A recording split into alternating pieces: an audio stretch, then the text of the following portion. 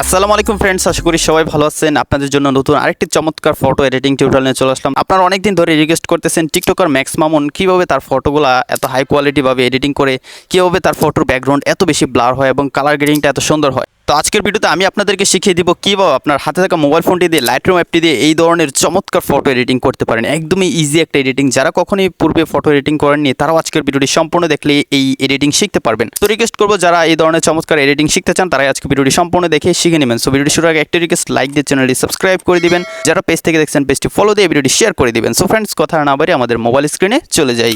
Friends, আজকে photo editing করার জন্য আমরা লাইটরুম অ্যাপটি ইউজ করবো। তা অনেকে হয়তো লাইটরুম অ্যাপটি নাও চিনতে পারেন।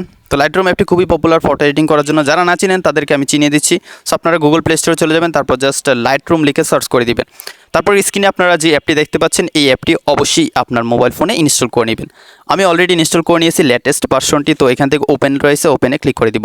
অ্যাপটি ওপেন হয়ে যাওয়ার পর আমাদের গ্যালারিতে থাকা সবগুলো ফটো ভিডিও শো করতেছে। তো আমি যেহেতু একটা ফটো এডিটিং করব, তারপর আমি আমার মোবাইল ফোন থেকে একটি নর্মাল ফটো সিলেক্ট করে দিব। ওকে, তো বাইক শো এই ফটোটি সিলেক্ট করে নিলাম। যেহেতু ম্যাক্স মামুন বেশিরভাগ ছবি কিন্তু সে বাইক নিয়ে তোলে। সো আপনাদেরকে বাইক নিয়ে এডিট করে দেখাবো যাতে আপনারা সহজে শিখতে পারেন। ওকে, তো এই নর্মাল ফটোটা কিন্তু ব্যাকগ্রাউন্ড ব্লার ততটা নেই, হালকা একটু ব্লার আছে। সো এটার ব্লারটা আমরা অনেক বেশি বাড়িয়ে নিব প্রথমে, তারপরে কালার গ্রেডিংটা করব। তো আমরা জানি যে লাইটরুম অ্যাপটি দিয়ে খুবই চমৎকারভাবে কিন্তু ফটোর ব্যাকগ্রাউন্ড ব্লার করা যায়। তো সেটা করার জন্য নিচের টুলসগুলো থেকে আমরা 4 নম্বরে দেখতে পাচ্ছি এডিট। সো আমরা এডিটে চলে যাব, তারপর এখান থেকে ব্লারে ক্লিক করে দিব। তো আপনারা হয়তো অনেকেই বলতে পারেন যে এডিট তো পারি আমি, কিন্তু না ভাই, আর অনেক কাজ আছে, সব কিছু আপনাদেরকে শিখতে হবে। তো এখান থেকে আমরা ব্লার অ্যামাউন্টটা অবশ্যই 100 করে দিব। সো আমি 97 করে দিলাম। তারপর এখানে লোড নিচ্ছে। আর এই ব্লার করতে গেলে অবশ্যই আপনার মোবাইল ফোনে ইন্টারনেট কানেকশন প্রয়োজন হবে। অনলাইনে কাজটা হয়ে থাকে এর মাধ্যমে। সো এখানে ব্লার হচ্ছে, ব্লারটা হয়ে যাওয়ার পরে আমি আপনাদেরকে দেখো। তো ফ্রেন্ডস, খুবই চমৎকারভাবে আমার ফটোর ব্যাকগ্রাউন্ডটা ব্লার হয়ে গেল। এখন আমি এখান থেকে 100% করে দিব ব্লারের ইন্টেন্সিটিটা বা অ্যামাউন্টটা। আমি যদি জুম করে দেখাই, দেখুন বাইকটা সহ কত চমৎকারভাবে এখানে ফোকাসে চলে আসছে এবং যেই মডেল ছিল তাকে কিন্তু খুবই সুন্দরভাবে ফোকাস করে নিয়েছে এই অ্যাডোবি লাইটরুম অ্যাপটি, এবং ব্যাকগ্রাউন্ড কিন্তু চমৎকারভাবে ব্লার হয়েছে। এখান থেকে আপনি চাইলে বুকি অপশনগুলো চেঞ্জ করে নিতে পারেন। আমি এখান থেকে ক্যাট আই দিব, যেটা একদম লাস্টে রয়েছে। সো আমি ক্যাট আইতে ক্লিক করে দিলাম বা সিলেক্ট করে দিলাম। এখন নিচ থেকে টিক মার্কে ক্লিক করে দিব। তো আমাদের ফটোটি এখন সেভ করে নিব। সেভ করার জন্য উপরে শেয়ার অপশন রয়েছে, এটাতে ক্লিক করব। আমাদের অনেক কাজ আরও বাকি রয়েছে, আপনারা ভিডিওটা দেখতে থাকুন। সেখান থেকে সেভ কপি টু ডিভাইসে ক্লিক করব। ওকে, ক্লিক করে দিলে সাথে সাথে আমাদের গ্যালারিতে এই ফটোটা সেভ হয়ে যাবে। তো আমি এখান থেকে নিচ থেকে গ্যালারি অপশন থাকবে, আপনারা চলে যাবেন লাইটরুম অপশনে। তারপর এই ফটোটা সিলেক্ট করে ডিলিটে ক্লিক করে দেবেন। ওকে, ডিলিটে ক্লিক করে দেওয়ার পর আবার গ্যালারিতে ক্লিক করবেন। আমরা এইমাত্র যে ফটোর ব্যাকগ্রাউন্ডটা ব্লার করলাম সেই ফটোটা আবার সিলেক্ট করে দিব। ব্লার করা যে ফটোটা রয়েছে সেটাই সিলেক্ট করতে হবে, মানে যেটা এডিট করেছিলেন এই ফটোটা সিলেক্ট করে দিলাম। সিলেক্ট করে দেওয়ার পর আমি আবার ব্লার অপশানে চলে যাব। তারপর এখান থেকে আবার ব্লারের অ্যামাউন্টটা বাড়িয়ে দিব। ওকে, তো আপনাকে একটা ফটো দুইবার ব্লার করে নিতে হবে।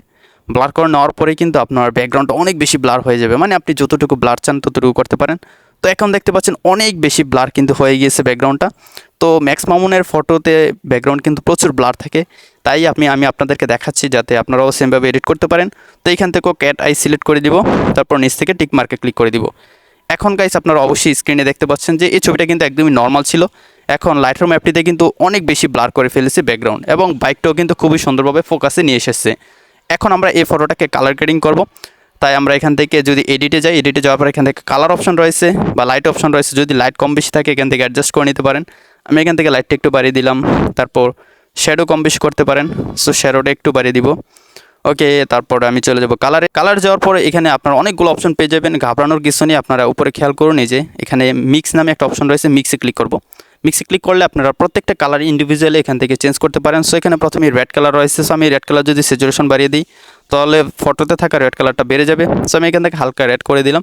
তারপর আমি এখান থেকে অরেঞ্জে চলে যাব। অরেঞ্জের স্যাচুরেশন বাড়িয়ে দিলে কিন্তু ফেসের বা বডির কালারটা বেড়ে যাবে। সো আমি এখান থেকে হালকা একটু বাড়িয়ে দিলাম, যেহেতু এই ছেলেটার ফেস টোনটা একটু কম ছিল বা বডির টোনটা একটু কম ছিল। তারপর এখান থেকে হিউটা একটু মাইনাস করে দিব, এরকম একটা কালার দিয়ে দিলাম। তারপর আমরা ইউলুতে চলে যাব। ইউলুটা মূলত ঘাসের উপরে অ্যাপ্লাই হয়ে থাকে।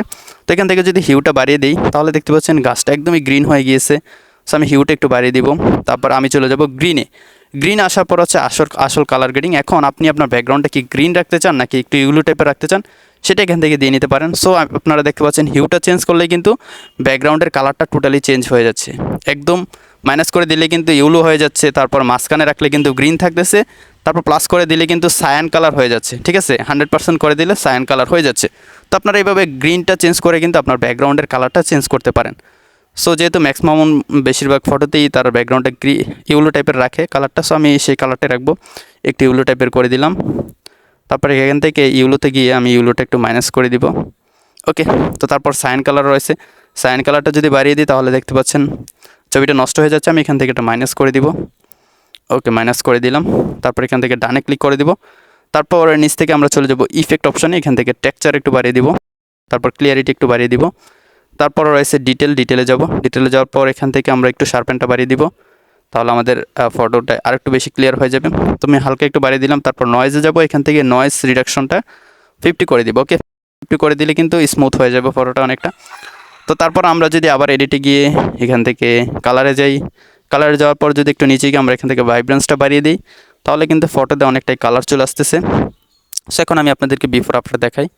এটা হচ্ছে বিফোর আর এটা হচ্ছে আফটার। সো আপনার যেরকম কালার গ্রেডিং প্রয়োজন সেরকমই কিন্তু আপনারা এই লাইটরুম অ্যাপটি দিয়ে করতে পারেন। তো যেহেতু ম্যাক্সিমাম বেশিরভাগ ছবিতেই ব্যাকগ্রাউন্ড কালার ইউলো টাইপের রাখে, সো আমি সে কারণে ইউলো করলাম। আপনারা চাইলে গ্রিনও রাখতে পারেন। তো এটা হচ্ছে বিফোর আফটার। চাইলে আপনারা এখান থেকে একটু ভিগনিটি দিয়ে নিতে পারেন। সো আমি একটু ভিগনিটি দিয়ে নিলাম, এখন আর একটু ভালো লাগতেছে।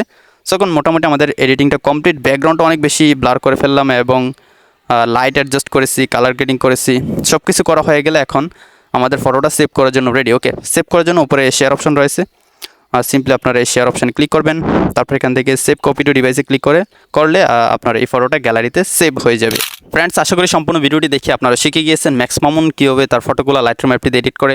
তো যদি ভিডিওটা ভালো লাগে অবশ্যই লাইক সাবস্ক্রাইব করে দিবেন, আর পেজ থেকে যারা দেখছেন পেজটি ফলো দিয়ে ভিডিওটি শেয়ার করে দিবেন। তো দেখা হচ্ছে পরবর্তী ভিডিওতে নতুন কোনো এডিটিং নিয়ে। ততক্ষণ সবাই ভালো থাকুন, সুস্থ থাকুন, আল্লাহ হাফেজ।